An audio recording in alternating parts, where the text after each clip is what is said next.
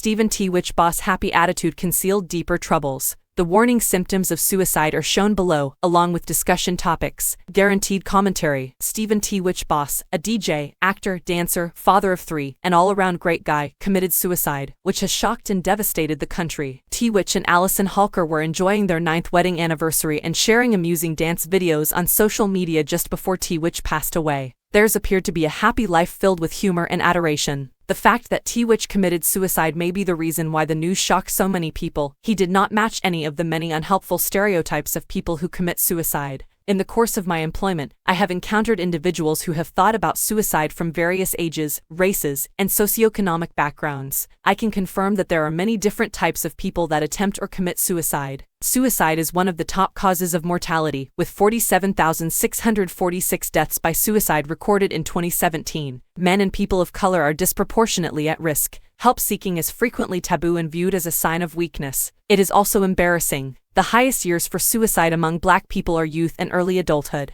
tWitch was like so many others in our community that we interact with on a daily basis. His public displays of calm and joy were a cover for inner problems. We frequently have no idea what someone may be going through. Public criticism continues to question the need to die when it comes to suicide because it seems like everything was fine at the time. In these circumstances, it's crucial for us as a community of survivors to embrace our kinder selves a little more and acknowledge that human experience and existence are complex, and that you never know what someone else may be going through in their private lives. Additionally, it's typical to read or hear statements like they committed suicide as if someone had committed a crime. This idiom dates back to a time when it was illegal to commit suicide, a sad reality that persists today for inhabitants of many nations around the world. Similar to how attempts at suicide are frequently classified as successful or unsuccessful, such phrases are not only repugnant and ineffective, but also dangerous since they encourage stigma and discourage people who most need it from seeking assistance. Instead, I suggest that for a humane conversation, we utilize language and expressions like died by suicide, suicide attempt, and survived a suicide attempt.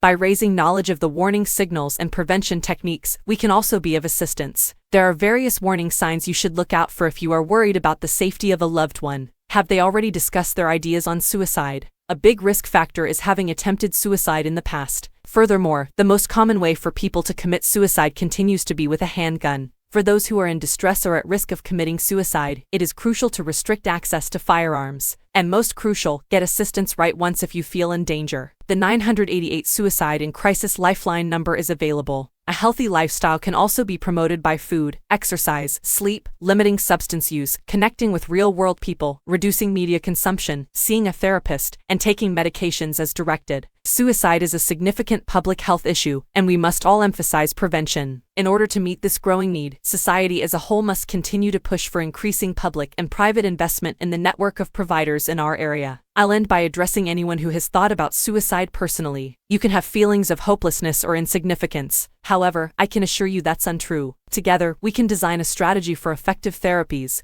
such as therapy, medication, and crisis support. Encourage a loved one who is having trouble to get help from a professional. Ask for assistance if you need it. You are not by yourself. Shepherd Pratt, the biggest private, nonprofit provider of mental health, special education, drug use, developmental disability, and social services in the country, has Dr. Deepak Prabhakar as its chief of medical staff.